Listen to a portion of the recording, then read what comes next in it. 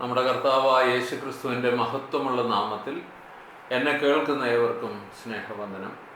വെളിപ്പാട് പുസ്തകം എന്ന സീരീസിലെ 17ാമത്തെ ക്ലാസ്സാണ് ഇത്. കഴിഞ്ഞ ക്ലാസ്സിൽ പെർഗമോസിലെ സഭയ്ക്കുള്ള ദൂതായിരുന്നു വിഷയം. എന്നാൽ ഈ ക്ലാസ്സിൽ തുയഥൈരയിലെ സഭയ്ക്കുള്ള ദൂതാണ് വിഷയം. തുയഥൈര എന്ന പട്ടണം ഏജിയൻ കടലിൻ്റെ കിഴക്കൻ തീരത്ത് എഫസോസ്, സർദീസ് എന്നീ പട്ടണങ്ങൾക്ക് വടക്കായിട്ടാണ് സ്ഥിതി ചെയ്തിരുന്നത്. 2-ാം അധ്യായത്തിൻ്റെ 18 മുതൽ 29 വരെയുള്ള വാക്യങ്ങളിലാണ് തുയഥൈര സഭയ്ക്കുള്ള ദൂത് നാം വായിക്കുന്നത്. ഞാൻ ആദ്യമായി 18-ാം വാക്യം വായിക്കാം. ഇനി നീ തുയഥൈരയിലെ സഭയുടെ ദൂതൻ എഴുതുക. തീയുടെ ജ്വാലകൾ പോലെ അവൻ്റെ കണ്ണുകളും വെള്ളോട്ടിന് സദൃശം സ്വന്തം കാലുകളും ഉള്ളവൻ, ദൈവത്തിൻ്റെ പുത്രൻ ഈ കാര്യങ്ങൾ പറയുന്നു. ആദ്യം നാം അവിടെ കാണുന്ന ആർക്ക് എഴുതിയെന്നാണ്. പതിവ് പോലെ ലേഖനം എഴുതിയിരിക്കുന്നത് സഭയുടെ ദൂതനാണ്. അങ്ങനെ എഴുതിയിരിക്കുമ്പോൾ തന്നെ ആത്മാവ് സഭകളോട് പറയുന്നത് എന്ത് എന്ന് ചെവിയുള്ളവൻ കേൾക്കട്ടെ എന്നും പറഞ്ഞിട്ടുണ്ട്. ആകയാൽ ലേഖനത്തിലെ സന്ദേശം തുയഥൈരയിലെ സഭയുടെ ദൂതനും തുയഥൈരയിലെ സഭയ്ക്കും മറ്റേതൊരു സഭയ്ക്കും ചെവി ഉള്ള ഏതൊരു വ്യക്തിക്കും ഉള്ളതാണ്. അത് അവർക്കെല്ലാം ബാധകമായിരിക്കുന്നു. ആരെഴുതി എന്നുള്ളതാണ് അടുത്തതായിട്ടുള്ളത്. ലേഖനത്തിലെ വചനങ്ങൾ അരുളി ചെയ്യുന്നവൻ തീയുടെ ജ്വാലകൾ പോലെ സ്വന്തം കണ്ണുകളും വെള്ളോട്ടിന് സമാനമായി സ്വന്തം കാലുകളും ഉള്ളവനായ ദൈവപുത്രൻ ആയിരുന്നു. യേശു ക്രിസ്തുവിനെ കുറിച്ച് അതിപ്രധാനമായ 3 സത്യങ്ങൾ ഇവിടെ വെളിപ്പെടുത്തിയിട്ടുണ്ട്. 1, തീയുടെ ജ്വാലകൾ പോലെ കണ്ണുകൾ ഉള്ളവൻ. അസാധാരണമായ ഒരു വിശേഷണമാണ് ഇവിടെ നമ്മൾ കാണുന്നത്. അഗ്നിജ്വാല പോലെയുള്ള കണ്ണുകൾ അക്ഷരാർത്ഥത്തിലുണ്ടോ? ഇല്ല. ആകയാൽ അതൊരു പ്രതീകമാണ്, അടയാളമാണ് എന്ന് നമുക്ക് മനസ്സിലാക്കുവാനായിട്ട് സാധിക്കുകയുള്ളൂ. നമ്മുടെ കർത്താവ് ഉള്ളങ്ങളെ ആരായുന്നവനാകുന്നു എന്നാകുന്നു ഈ പ്രതീകം സൂചിപ്പിക്കുന്നത്. 2-ാം അധ്യായം 23-ാം വാക്യം വായിച്ചാൽ ഇത് വ്യക്തമാകുന്നു. ആകയാൽ സകലവും തൻ്റെ കണ്ണിന് നഗ്നവും മലർന്നതുമായി കിടക്കുന്നു. നമ്മുടെ ഉള്ളിലെ വിചാരങ്ങൾ, ഉദ്ദേശങ്ങൾ, ഭാവങ്ങൾ ഇവയെ ഒന്നും തന്നെ തനിക്ക് മറവായിട്ട് ഇരിക്കുന്നില്ല എന്ന് നമ്മുടെ ഉള്ളിൽ എപ്പോഴും ഉണ്ടായിരിക്കണം. 2, വെള്ളോട്ടിന് സമാനമായി സ്വന്തം കാലുകളുള്ളവൻ. നമ്മുടെ പ്രവൃത്തികൾക്ക് അനുസൃതമായി പകരം കൊടുക്കുന്നവൻ എന്നാണ് ഇതിന് അർത്ഥം. 3-ാമത്തെ വിശേഷണം ദൈവപുത്രൻ എന്നാണ്. തുയഥൈരയിലെ സഭയെക്കുറിച്ച് കർത്താവ് നിരീക്ഷിച്ച പ്രശംസനീയമായ കാര്യങ്ങളെക്കുറിച്ച് ഇനി ചിന്തിക്കാം. 19-ാം വാക്യം വായിക്കട്ടെ. നിന്റെ പ്രവൃത്തികളെയും സ്നേഹത്തെയും വിശ്വാസത്തെയും ശുശ്രൂഷയെയും നിന്റെ സഹിഷ്ണുതയെയും നിന്റെ ആദ്യത്തവയെക്കാളും ഏറെയുള്ള അവസാനത്തെ പ്രവൃത്തികളെയും ഞാൻ അറിയുന്നു. ആദ്യം പറഞ്ഞിരിക്കുന്നത് നിന്റെ പ്രവൃത്തികൾ ഞാൻ അറിയുന്നു എന്നാണ്. തുയഥൈരയിലെ സഭയുടെ അനുസരണത്തിൻ്റെ പ്രവൃത്തികളെ ആകുന്നു ഇവിടെ ഒന്നാമതായി ഉദ്ദേശിച്ചിരിക്കുന്നത്. അനുസരണക്കേടിൻ്റെ പ്രവൃത്തികളും ഉണ്ട്, എങ്കിലും ഇവിടെ ഊന്നൽ നൽകിയിരിക്കുന്നത് അനുസരണത്തിൻ്റെ പ്രവൃത്തികളെയാണ്. അത് തൃക്കണ്ണിൽ പ്രശംസനീയമായിരുന്നു.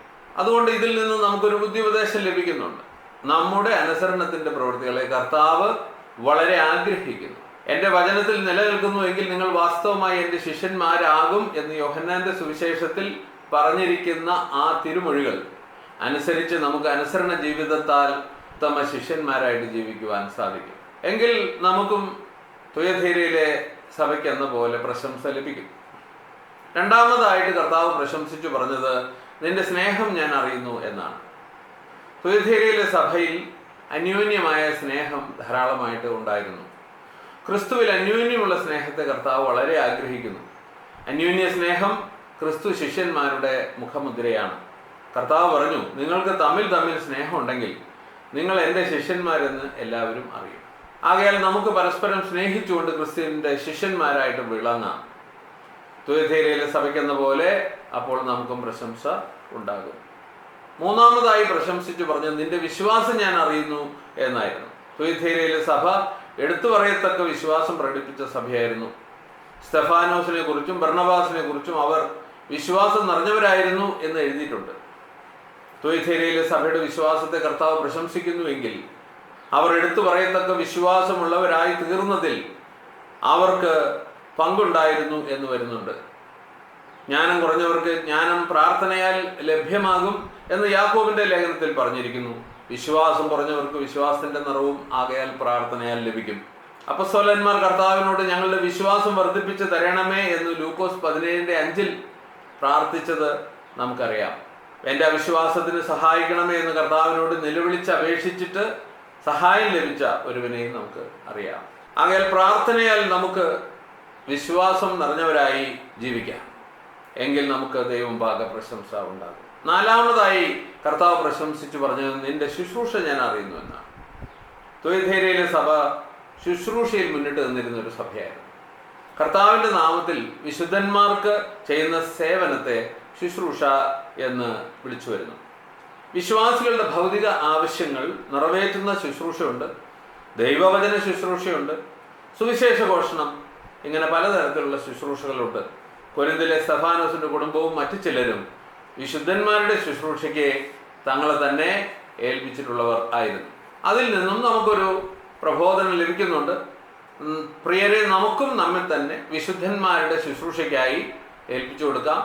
അത് ദൈവസന്നിധിയിൽ നീതിയും പ്രശംസനീയവും ആകുന്നു.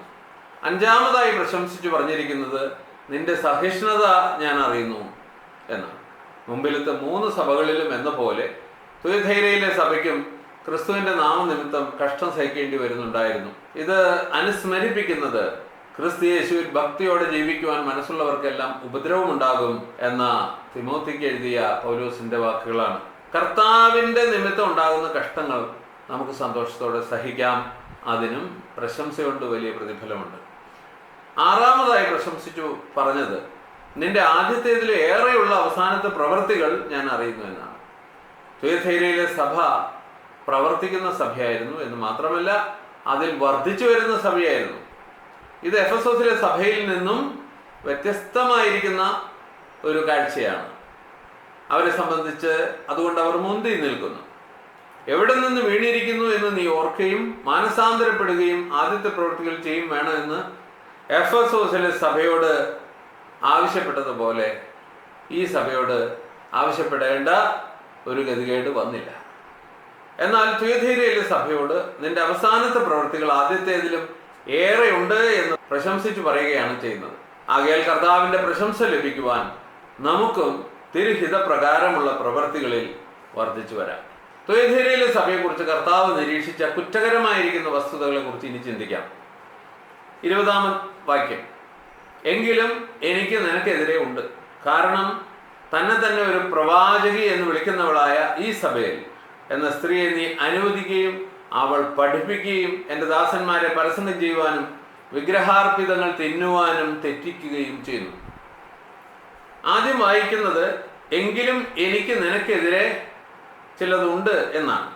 തുയഥൈര സഭയിൽ വളരെ പ്രശംസനീയമായ പല കാര്യങ്ങളും ഉണ്ടെങ്കിലും കുറ്റകരമായതും ചിലത് ഉണ്ടായിരുന്നു എന്നാണ് അതിൻ്റെ അർത്ഥം.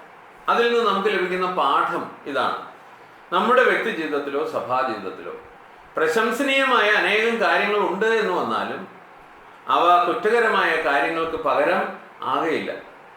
കുറ്റകരമായ കാര്യങ്ങളെ കുറ്റകരമായ കാര്യങ്ങളായിട്ട് തന്നെ കർത്താവ് കാണും. നിർബന്ധമായിട്ട് നാം അത് തിരുത്തേണ്ടിയും വരും. അല്ലെങ്കിൽ കർത്താവിൻ്റെ ശിക്ഷണ നടപടികൾ ഉണ്ടാകും.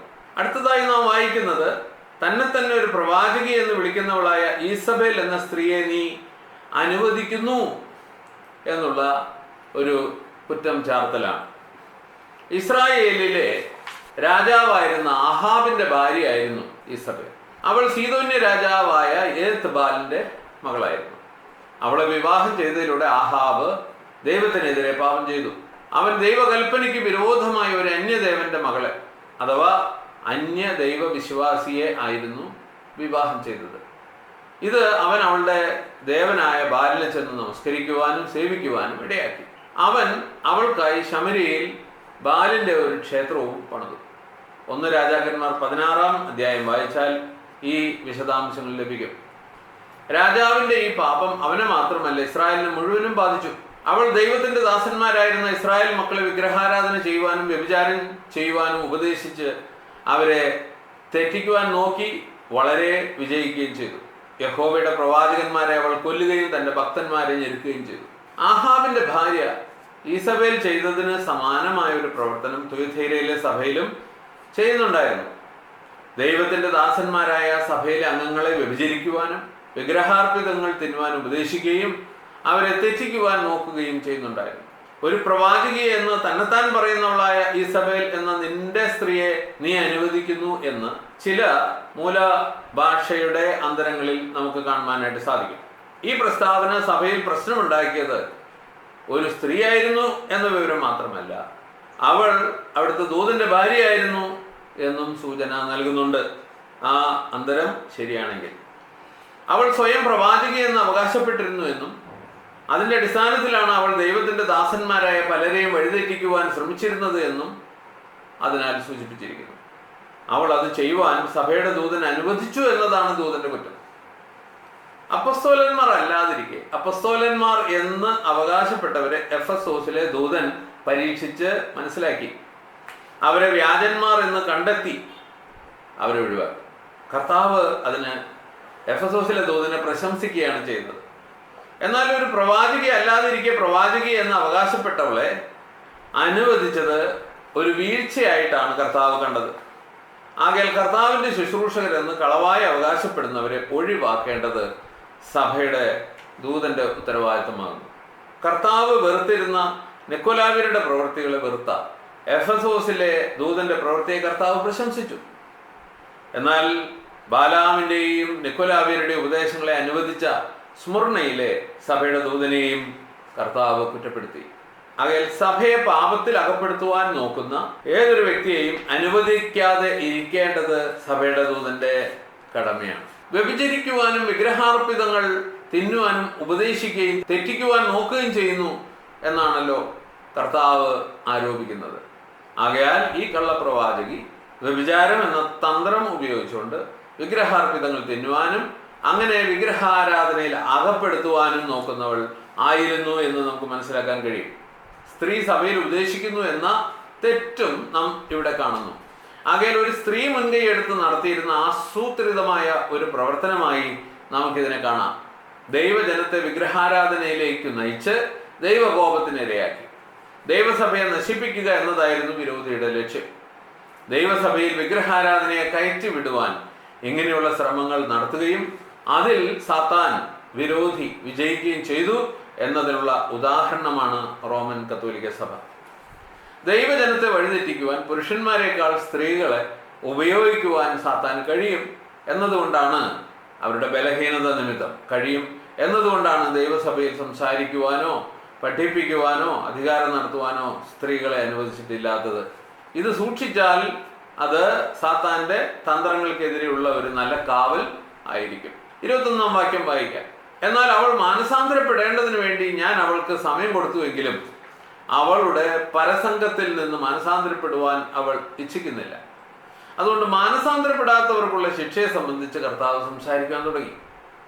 അവളുടെ പ്രവൃത്തികളിൽ നിന്ന് അവർ മാനസാന്തരപ്പെടുകയില്ല എങ്കിൽ ഇതാ ഞാൻ അവളെ ഒരു കിടക്കയിലേക്കും അവളോട് കൂടെ വ്യഭിചാരം ചെയ്യുന്നവരെ ഒരു വലിയ ഞെരുക്കത്തിലേക്കും ഇടുന്നു. അവളുടെ മക്കളെ ഞാൻ മരണത്താൽ കൊന്നുകളയും, വൃക്കകളെയും ഹൃദയങ്ങളെയും ആരായുന്നവൻ ഞാനാകുന്നു എന്ന് എല്ലാ സഭകളും അറിയുകയും ചെയ്യും. നിങ്ങളുടെ പ്രവൃത്തികൾക്ക് അനുസൃതമായി നിങ്ങളിൽ ഓരോരുത്തരും ഞാൻ കൊടുക്കുകയും ചെയ്യും. ഈ വചനപ്രകാരം അവളുടെ പ്രവൃത്തികളിൽ നിന്ന് അവൾ മാത്രം മാനസാന്തരപ്പെട്ടാൽ പോരായിരുന്നു. അവളുടെ പ്രവൃത്തികൾ ചെയ്യുന്ന മറ്റ് പലരും അവിടെ ഉണ്ടായിരുന്നു. അവൾ തൻ്റെ പ്രവൃത്തികളിൽ നിന്ന് തിരിയുവാൻ ഇച്ഛിക്കുന്നില്ല എന്നായിരുന്നു 21-ാം വാക്യത്തിൽ കണ്ടത്. അപ്രകാരം നാം അവിടെ ഒരു മലിനമായ കിടക്ക കാണുന്നു. കിടക്ക നിർമ്മലമായിരിക്കട്ടെ എന്നാണ് എബ്രായ ലേഖനം 13-ാമത്തെ അധ്യായത്തിൽ ഉപദേശിച്ചിരിക്കുന്നത്. എന്നാൽ ദുർനടപ്പുകാരെയും വ്യഭിചാരികളെയും ദൈവം വിധിക്കുമെന്നും എബ്രായർ 13:4 വായിക്കുന്നു. ആകയാൽ കർത്താവ് അവളെ ശിക്ഷിക്കുന്നത് ന്യായവിധിയുടെ ഒരു കിടക്ക നൽകിക്കൊണ്ടാണ്. സ്ത്രീക്ക് നൽകിയ കിടക്കയും അവളോടുകൂടെ വ്യഭിചാരം ചെയ്തവർക്ക് കൊടുത്ത മഹാഞെരുക്കവും അല്ലെങ്കിൽ മഹോപദ്രവവും ഒന്ന് തന്നെയാകുന്നു. കാരണം അവർ മലിനമായ ഒരു കിടക്ക പങ്കുവെച്ചതിനാൽ അവർക്ക് ന്യായവിധിയുടേതായ ഒരു കിടക്ക കൊടുക്കുന്നതായിരിക്കുമല്ലോ ദൈവത്തിന്റെ ഭാഗത്തു നിന്ന് ന്യായമായിരിക്കുന്നത്. മെഗാ ത്രിപ്സീസ് എന്നീ പദങ്ങളെ സാധാരണ നാം കേൾക്കുന്ന പദങ്ങളാൽ തർജ്ജമ ചെയ്താൽ മഹോപദ്രവം എ ഗ്രേറ്റ് ട്രിബുലേഷൻ എന്നാകും. എ ഗ്രേറ്റ് ട്രിബുലേഷൻ എന്നായതുകൊണ്ട് തുയഥേരിയിലെ സഭയിലെ അനുസരണം കെട്ടവർക്ക് ഉണ്ടാകുവാൻ ഇരുന്ന കഷ്ടം, ഉപദ്രവം, മറ്റ് അനവധി മഹോപദ്രവങ്ങളിൽ ഒന്നാണ്. അതുകൊണ്ട് മഹോപദ്രവം ഒരു പർട്ടിക്കുലർ സംഭവമാണ് എന്ന് വിചാരിച്ച് ഭാവിയിലേക്ക് നോക്കിക്കൊണ്ടിരിക്കുന്നവർ ഈ വാക്കുകൾ ശ്രദ്ധിക്കേണ്ടതാണ്. അതുകൊണ്ട് ഭാവിയിൽ എപ്പോഴോ നിറവേറേണ്ടുന്ന ഒരു സംഭവമായിട്ടല്ല, ആവർത്തിക്കാവുന്ന ഒന്നായിട്ടാണ് മഹോപദ്രവത്തെക്കുറിച്ച് ബൈബിളിൽ പറഞ്ഞിരിക്കുന്നത്. അവളുടെ മക്കളെ ഞാൻ മരണത്താൽ കൊന്നുകളയും. മാതാപിതാക്കളുടെ തെറ്റുകൾ നിമിത്തം ദൈവം മക്കളെ കൊല്ലുക സാധ്യമാണ്. ദാവീദിന് ഊരിയാവിൻ്റെ ഭാര്യയിലുണ്ടായ കുഞ്ഞ് തൻ്റെ പാപഫലമായി കൊല്ലപ്പെട്ടു. ആഹാബിൻ്റെ 70 മക്കൾ യഹൂവിനാൽ കൊല്ലപ്പെട്ടു. ഇതൊക്കെ അതിൻ്റെ ഉദാഹരണങ്ങളാണ്. 24-ാം വാക്യം വായിക്കട്ടെ. എന്നാൽ ഞാൻ തുയഥീരയിലുള്ള ശേഷിച്ചവരായി നിങ്ങളോട് പറയുന്നു. ആരൊക്കെയാണോ അവർക്ക് ഈ ഉപദേശം ഇല്ല. അവർ പറയുന്നത് പോലെ അവർ സാത്താൻ്റെ ആഴങ്ങളെ അറിഞ്ഞിട്ടില്ല. ഞാൻ മറ്റൊരു ഭാരവും നിങ്ങളുടെ മേൽ ഇടുന്നില്ല. എന്നാൽ തുയഥീര സഭയിൽ ഈ ഉപദേശത്തിലും തെറ്റിലും അകപ്പെടാത്തവരും ഉണ്ടായിരുന്നു. അവരെക്കുറിച്ച് തെറ്റിൽ അകപ്പെട്ടവർ അവർ സാത്താൻ്റെ ആഴങ്ങളെ അറിഞ്ഞിട്ടില്ലാത്തവർ എന്ന് പറഞ്ഞ് പരിഹസിക്കുമായിരുന്നു. ഇങ്ങനെ ആ സഭയിൽ 2 പക്ഷമുണ്ടായിരുന്നു. ഒരു കൂട്ടർ സത്യസുവിശേഷം മുറുകെ പിടിച്ചുകൊണ്ട് നിർമ്മലതയിൽ ജീവിക്കുന്നു. മറ്റൊരു കൂട്ടർ തെറ്റിപ്പോയി വ്യഭിചാരത്തിലും വിഗ്രഹാരാധനയിലും മുന്നോട്ട് പോകുന്നു. നിർമ്മലതയിൽ ജീവിക്കുന്നവരോട് 25-ാം വാക്യത്തിൽ കർത്താവ് പറഞ്ഞു, ഞാൻ വരുന്നത് വരെ നിങ്ങൾക്കുള്ളത് ബലമായി പിടിച്ചുകൊള്ളുക, മുറുകെ പിടിച്ചുകൊള്ളുക. മുറുകെ പിടിച്ചുകൊള്ളുവാൻ അവർക്ക് എന്തായിരുന്നു ഉണ്ടായിരുന്നത്? സംശുദ്ധമായ സുവിശേഷ സത്യങ്ങൾ. അതിൽ ദുരുപദേശങ്ങളുടെ കലർപ്പ് ലവലേശമില്ലായിരുന്നു. നാം ദുരുപദേശങ്ങളിൽ പെടാതെ ശുദ്ധമായ സുവിശേഷ സത്യങ്ങൾ മുറുകെ പിടിച്ചിരിക്കുന്നവരായിരിക്കുമെന്ന് കർത്താവ് ആഗ്രഹിക്കുന്നു. എന്തെങ്കിലും തെറ്റായ ഉപദേശങ്ങൾ നമ്മുടെ മധ്യത്തിൽ ഉണ്ടെങ്കിലോ അതിൽ നിന്ന് നമ്മൾ പിന്തിരിയേണ്ടതും ആവശ്യമാകുന്നു. 26-ാമത്തെ വാക്യം വായിക്കാം. എന്നാൽ ജയിക്കുന്നവനും എൻ്റെ പ്രവൃത്തികളെ അവസാനം വരെ കാക്കുന്നവനും അവന് ഞാൻ ജാതികളുടെ മേൽ അധികാരം കൊടുക്കും. ആരായിരിക്കും ജയിക്കുന്നവൻ? തീർച്ചയായും കേൾപ്പാൻ ചെവിയുള്ളവൻ തന്നെ. അവൻ തീർച്ചയായും കർത്തൃവചനം കേട്ട് മാനസാന്തരപ്പെടും. ഈസബേലിൻ്റെ ഉപദേശം വിട്ടു പോരുവാൻ തക്കവണ്ണം മാനസാന്തരപ്പെടുകയും ക്രിസ്തുവിൽ വിശ്വസിക്കുകയും ചെയ്യും. ഈസബേലിൻ്റെ ഉപദേശം അനുസരിക്കുന്നവർ സാത്താൻ്റെ ആഴങ്ങളെ അറിഞ്ഞ് ജീവിക്കുന്നവർ ആയിരുന്നു. ആകയാൽ ഇസബേലിൻ്റെ ഉപദേശം അനുസരിക്കുന്നവർ ക്രിസ്തുവിനെ അറിഞ്ഞ് ജീവിക്കുന്നവരല്ല. അവർ ക്രിസ്തുവിൽ വിശ്വസിച്ച് ഒരു ജയ ജീവിതം ആരംഭിക്കേണ്ടത് അവർക്ക് ആവശ്യമായിരുന്നു. മാനസാന്തരപ്പെട്ട് കർത്താവിൽ വിശ്വസിച്ച് ഇവർ രക്ഷിക്കപ്പെട്ടവരായിരുന്നില്ല എന്ന് തന്നെയാണ് നമ്മൾ മനസ്സിലാക്കേണ്ടത്. സാത്താൻ്റെ ആഴങ്ങളെ അറിഞ്ഞ് ജീവിക്കുന്നവർ സാത്താൻ്റെയും പാപത്തിൻ്റെയും അടിമകളാണ്. അവർ കുഞ്ഞാടിൻ്റെ രക്തത്താലും സാക്ഷ്യവചനത്താലും സാത്താനെ ജയിക്കണം. എൻ്റെ പ്രവൃത്തികളെ അവസാനം വരെ പ്രമാണിക്കുന്നവനും എന്ന് നാം ഇവിടെ വായിക്കുന്നുണ്ട്. ഒരു മനുഷ്യൻ മേൽ പറഞ്ഞതുപോലെ ജയിച്ചാൽ മാത്രം പോരാ, ജയ ജീവിതം തുടരണം. അവർ കർത്താവിനെ ജീവിത അവസാനം വരെ നിരന്തരമായി അനുസരിച്ച് ജീവിക്കണം. അതിന് പ്രതിഫലം ഉണ്ട്. ഞാൻ അവന് ജാതികളുടെ മേൽ അധികാരം കൊടുക്കുകയും എന്നും നമ്മൾ വായിക്കുന്നു. ഇത് വായിച്ചാൽ ഉടനെ ഒരു ഭരണരംഗമാണ് മനസ്സിൽ വരിക. തീർച്ചയായും ഭരണരംഗമാണ് ഇവിടെ ഉള്ളത്. എങ്കിലും ലോകത്തിൽ കാണുന്നത് പോലെയുള്ള ഒരു ഭരണമാണോ അത് എന്ന് നാം പുനർവിചിന്തനം ചെയ്യണം. ഒരിക്കൽ കർത്താവിൻ്റെ 2 ശിഷ്യന്മാർ വന്ന് അവർക്ക് തൻ്റെ രാജ്യത്തിൽ തൻ്റെ വലത്തും ഇടത്തും ഇരിക്കുവാൻ അരുളി ചെയ്യണം എന്ന് അപേക്ഷിച്ചു. അങ്ങനെയുള്ള സ്ഥാനങ്ങൾ തൻ്റെ രാജ്യത്തിൽ ഉണ്ട് എന്ന് കർത്താവ് സമ്മതിച്ചു. എങ്കിലും ആ സ്ഥാനങ്ങളിൽ ആര് ഇരിക്കണമെന്ന് തീരുമാനിക്കുന്നത്, നിയമിക്കുന്നത് അത് പിതാവാണ് എന്ന് കർത്താവ് പറഞ്ഞു. അതെല്ലാം മുമ്പേ തീരുമാനിച്ചിരിക്കുന്നതാകുന്നു എന്നാണ് അതിൻ്റെ അർത്ഥം. ജാതികളുടെ അധിപന്മാർ ഇരുന്ന് ജനങ്ങളുടെ മേൽ കർത്തൃത്വം അഥവാ ആധിപത്യം നടത്തുന്നത് പോലെ ക്രിസ്തുവിൻ്റെ രാജ്യത്തിൽ തൻ്റെ വലത്തും ഇടത്തും ഇരുന്ന് ആധിപത്യം നടത്താം എന്നായിരുന്നു ഒരു പക്ഷേ അവർ ചിന്തിച്ചിരുന്നത്. അതുകൊണ്ടായിരുന്നു അവർ തൻ്റെ വലത്തും ഇടത്തും ഇരിക്കുവാൻ അരുളി ചെയ്യണം എന്ന് കർത്താവിനോട് അപേക്ഷിച്ചത്. എന്നാൽ അതങ്ങനെയല്ലായിരുന്നു. അതുകൊണ്ട് കർത്താവ് അവരോട് തുടക്കത്തിൽ ഒരു മറുപടി എന്നുള്ള നിലയിൽ പറഞ്ഞു, നിങ്ങൾ യാചിക്കുന്നത് ഇന്നത് എന്ന് നിങ്ങൾ അറിയുന്നില്ല. അപ്പം അവരുടെ മനസ്സിലുള്ള ഉദ്ദേശ്യം അവർക്ക് ലഭിക്കുമെന്ന് അവർ കരുതുന്ന കാര്യങ്ങളൊക്കെ അല്ല ശരി എന്നാണ് ഇതിൽ നിന്ന് വരുന്നത്. നിങ്ങൾ യാചിക്കുന്നത് ഇന്നത് എന്ന് നിങ്ങൾ അറിയുന്നില്ല. അതിനുശേഷം കർത്താവ് പറഞ്ഞു, ജാതികളുടെ അധിപന്മാർ അവരുടെ മേൽ കർത്തൃത്വം ചെയ്യുന്നു എന്നും മഹത്തുക്കൾ അവരുടെ മേൽ അധികാരം നടത്തുന്നു എന്നും നിങ്ങൾ അറിയുന്നു. നിങ്ങളിൽ അങ്ങനെ അരുത്. നിങ്ങളിൽ മഹാനാകുവാൻ ഇച്ഛിക്കുന്നവനെല്ലാം നിങ്ങളുടെ ശുശ്രൂഷക്കാരനാകണം. നിങ്ങളിൽ ഒന്നാമനാകുവാൻ ഇച്ഛിക്കുന്നവനെല്ലാം നിങ്ങളുടെ ദാസനാകണം. മനുഷ്യപുത്രൻ ശുശ്രൂഷ ചെയ്യിപ്പാനല്ല, ശുശ്രൂഷിപ്പാനും അനേകർക്ക് വേണ്ടി തൻ്റെ ജീവനെ മറുവിലയായി കൊടുപ്പാനും വന്നതുപോലെ തന്നെ എന്ന് നമ്മൾ ഇവിടെ വായിക്കുന്നു. ആകയാൽ ക്രിസ്തുവിൻ്റെ രാജ്യത്തിൽ മഹാനാകുന്നവൻ മറ്റുള്ളവരുടെ മേൽ ആധിപത്യം ചെയ്യുന്നവനായിട്ടല്ല ഇരിക്കുന്നത്, മറ്റുള്ളവർക്ക് ശുശ്രൂഷ ചെയ്യുന്നവനായിട്ടാണ് ഇരിക്കുന്നത്.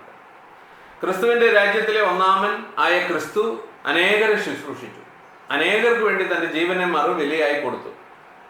ആകയാൽ തൻ്റെ പ്രവൃത്തികളെ അവസാനം വരെ പ്രമാണിക്കുന്നവന് അവൻ ജാതികളുടെ മേൽ കൊടുക്കുന്ന അധികാരവും ലൗകികമല്ല, മേൽ പറഞ്ഞതുപോലെ ആത്മികമാണ് ആയിരിക്കുക. അത് ലൗകികമായ ഭരണത്തിൽ നിന്നും വ്യത്യസ്ത സ്വഭാവമുള്ളതായിട്ടിരിക്കുന്നു എന്ന് നമ്മൾ മനസ്സിലാക്കണം. ക്രിസ്തുവിൻ്റെ രാജ്യത്തിലെ ഒന്നാമൻ മറ്റുള്ളവർക്ക് ചെയ്തതും തൻ്റെ ശിഷ്യന്മാർ മറ്റുള്ളവർക്ക് ചെയ്യണം എന്ന് താൻ ആഗ്രഹിക്കുന്നതുമായ ശുശ്രൂഷ എങ്ങനെയുള്ളതായിരിക്കുമെന്ന് കർത്താവ് തന്നെയും ഒരു ദൃഷ്ടാന്ത രൂപേണ ചെയ്ത് കാണിച്ചു തന്നിട്ടുണ്ട്. തിരുവത്താഴം കഴിഞ്ഞ ശേഷം കർത്താവ് എഴുന്നേറ്റ് തൻ്റെ ശിഷ്യന്മാരുടെ കാൽ കഴുകിയത് നമുക്കെല്ലാം ഓർമ്മയുള്ള കാര്യമാണ്. എന്നിട്ട് കർത്താവ് പറഞ്ഞു, കർത്താവും ഗുരുവുമായ ഞാൻ നിങ്ങളുടെ കാൽ കഴുകിയെങ്കിൽ നിങ്ങളും തമ്മിൽ തമ്മിൽ കാൽ കഴുകേണ്ടതാകുന്നു. ഞാൻ നിങ്ങൾക്ക് ചെയ്തതുപോലെ നിങ്ങളും ചെയ്യേണ്ടതിന് ഞാൻ നിങ്ങൾക്ക് ദൃഷ്ടാന്തം തന്നിരിക്കുന്നു. ജാതികളുടെ മേൽ കൊടുക്കുന്ന അധികാരവും ഇങ്ങനെ ഉള്ളത് തന്നെയാണ്. ക്രിസ്തുവിൻ്റെ വചനത്താൽ അവരെ ശുശ്രൂഷിക്കുന്നത് തന്നെയാണ് കാര്യം. വളരെ താഴ്മയോടുകൂടെ ഒരു ദാസനെ പോലെ ആ ശുശ്രൂഷ ചെയ്യുന്നതാണ് ക്രിസ്തുവിൻ്റെ രാജ്യത്തിലെ വാഴ്ചയുടെ സ്വഭാവം. ആ വചന ശുശ്രൂഷയാൽ അവരിൽ വരുത്തുന്ന രൂപാന്തരം, അവരുടെ ജീവിതത്തിൽ നിന്ന് മലിനത കഴുകിക്കളഞ്ഞ് രൂപാന്തരം വരുത്തുന്ന ആ ശുശ്രൂഷയാണ് കർത്താവിൻ്റെ രാജ്യത്തിലെ ഭരണം. കർത്താവ് യേശുവിന് പിതാവിൽ നിന്ന് ലഭിച്ച ഈ ശുശ്രൂഷ സംബന്ധിച്ച് പിതാവ് പറയുന്നു, ഞാൻ എൻ്റെ ആത്മാവിനെ അവൻ്റെ മേൽ വയ്ക്കും, അവൻ ജാതികൾക്ക് ന്യായവിധി അറിയിക്കും, അവൻ ന്യായവിധി ജയത്തോളം നടത്തും, അവൻ്റെ നാമത്തിൽ ജാതികൾ പ്രത്യാശ വയ്ക്കും. അപ്പോൾ ഇവിടെ എന്താണ് ദൈവം പഴയ നിയമത്തിൽ യെശയ്യാവിലൂടെ പറഞ്ഞത്? ഞാൻ എൻ്റെ ആത്മാവിനെ ക്രിസ്തുവിൻ്റെ മേൽ വയ്ക്കും, അവൻ ജാതികൾക്ക് ന്യായവിധി അറിയിക്കും, അഥവാ സുവിശേഷം അറിയിക്കും, ദൈവത്തിൻ്റെ ന്യായമായ വിധികളെ, വചനങ്ങളെ അറിയിക്കും. അവൻ ന്യായവിധി ജയത്തോളം നടത്തും എന്ന് പറഞ്ഞാൽ ഇങ്ങനെ ചെയ്യുന്നതിലൂടെ നടത്തുന്ന ഭരണം. ഇവിടെ ന്യായവിധിക്ക് അർത്ഥം രണ്ടാമത്തെ പ്രാവശ്യം ഭരണം എന്നാണ്. അവൻ ന്യായവിധി ജയത്തോളം നടത്തും, ആത്യന്തികമായി തൻ്റെ ജനത്തെ ഉയർപ്പിക്കുകയും മരണത്തെ നീക്കിക്കളയുകയും ഒക്കെ ചെയ്യുമ്പോൾ ഉണ്ടാകുന്ന ജയമാണ് ഇവിടുത്തെ വിഷയം. അവൻ്റെ നാമത്തിൽ ജാതികൾ പ്രത്യാശ വയ്ക്കും, നാം ഇന്ന് ചെയ്യുന്ന പോലെ. തനിക്ക് ലഭിച്ച ഈ അധികാരത്തെക്കുറിച്ച് ജാതികളിൽ ക്രിസ്തു യേശുവിൻ്റെ ശുശ്രൂഷകനായിരിക്കേണ്ടതിന് ദൈവം എനിക്ക് നൽകിയ കൃപ എന്ന് അപ്പസ്തലനായ പൗലോസ് പറയുന്നു. ഈ നിയമനവും ശുശ്രൂഷയും ജയിക്കുന്നവനും തൻ്റെ പ്രവൃത്തികളെ അവസാനം വരെ പ്രമാണിക്കുകയും ചെയ്യുന്നവർക്കാണ് ക്രിസ്തു നൽകുന്നത്. അവർ ചെയ്യുന്ന ശുശ്രൂഷയാൽ ജാതികൾ പരിശുദ്ധാത്മാവിനാൽ വിശുദ്ധീകരിക്കപ്പെട്ട് ദൈവത്തിന് പ്രസാദമുള്ള വഴിപാട് പോലെ ആയിത്തീരും. റോമാലേഖനം 15 വായിച്ചാൽ ഈ കാര്യങ്ങൾ അവിടെ എഴുതിയിരിക്കുന്നത് കാണാം. 27-ാം വാക്യവും 28-ാം വാക്യം 29-ാം വാക്യവും വായിക്കാം. അനന്തരം കളിമണ്ണ് കൊണ്ടുള്ള പാത്രങ്ങളെ തകർത്ത് കളയുന്നത് പോലെ അവൻ ഇരുമ്പ് കൊണ്ടുള്ള കോൽ കൊണ്ട് അവരെ മേയ്ക്കും. എൻ്റെ പിതാവിൻ്റെ അരികിൽ നിന്ന് ഞാനും പ്രാപിച്ചിരിക്കുന്ന പോലെ തന്നെ. മാത്രമല്ല, ഞാൻ അവന് പ്രഭാത നക്ഷത്രത്തെയും കൊടുക്കും. ആത്മാവ് സഭകളോട് പറയുന്നത് എന്ത് എന്ന് ചെവിയുള്ളവൻ കേൾക്കട്ടെ. കളിമണ്ണ് കൊണ്ടുള്ള പാത്രങ്ങളെ തകർത്ത് കളയുന്ന പോലെ എന്ന ആ വാക്കുകൾ നമുക്കിനി ചിന്തിക്കാം. ഈ പ്രയോഗവും സുവിശേഷത്തിൻ്റെ വിജയത്തെയാണ് കാണിക്കുന്നത്. ദൈവ പരിജ്ഞാനത്തിന് വിരോധമായി പൊങ്ങുന്ന മനുഷ്യരുടെ വിചാരങ്ങളെയും സങ്കല്പങ്ങളെയും തകർത്തിട്ടാണ് അവരെ ക്രിസ്തുവിനോടുള്ള അനുസരണത്തിലേക്ക് കൊണ്ടുവരുന്നത്. 2 കൊരിന്ത്യരിൽ അപ്പോസ്തലനായ പൗലോസ് പറയുന്നുണ്ടല്ലോ, അതാണ് വിഷയം. അവിടെ കോട്ടയെ തകർക്കുന്ന പോലെ ആണ് അതിനെക്കുറിച്ച് പറഞ്ഞിരിക്കുന്നത്. തകർക്കപ്പെടുന്നത് മനുഷ്യന്റെ വിചാരങ്ങളും സങ്കല്പങ്ങളുമാണ്. അപ്പൊ ഇവിടെ തകർക്കുന്നതിന് വേറൊരു പിക്ചർ ഉപയോഗിച്ചിരിക്കുന്നു എന്ന് മാത്രമേ ഉള്ളൂ. ഇരുമ്പുകോൽ കൊണ്ട് തകർക്കുന്ന പോലെ എങ്ങനെ തന്നെയായാലും തകർക്കപ്പെടുകയാണ്. അത് ഇരുമ്പ് കൊണ്ടുള്ള വടിയാൽ മേയ്ക്കുന്നത് പോലെ ഇരിക്കുമെന്നാണ് ഇവിടെ പറഞ്ഞിരിക്കുന്നത്. അതുകൊണ്ട് ക്രിസ്തുവിന്റെ ലക്ഷ്യം ഇരുമ്പുകോൽ കൊണ്ട് അവരെ തകർത്ത് കളയുക എന്നുള്ളതല്ല, നശിപ്പിച്ചു കളയുക എന്നുള്ളതല്ല, നേരെ മറിച്ച് അവരെ മേയ്ക്കുക എന്നുള്ളതാണ്. ഈ ഭരണത്തിൽ ജയിക്കുന്നവർക്കും തന്നെ അനുസരിക്കുന്നവർക്കും ക്രിസ്തു നൽകുന്ന പങ്കാളിത്തമാണ് തുയതേര സഭയ്ക്ക് പ്രോത്സാഹനമായിട്ട് കർത്താവ് പറഞ്ഞിരിക്കുന്നത്. ഉദയ നക്ഷത്രം ക്രിസ്തു ആകുന്നു. ഞാൻ ദാവീദിന്റെ വേരും ശുഭ്രമായ ഉദയ നക്ഷത്രവുമാകുന്നു എന്ന് കർത്താവ് തന്നെയും പറയുന്നു. വെളിപ്പാട് 22:16 വായിക്കുമ്പോൾ ഇത് കാണാം. ജയിക്കുന്നവന് ക്രിസ്തുവിനെ നൽകാം എന്നാകുന്നു തൻ്റെ വാഗ്ദാനം.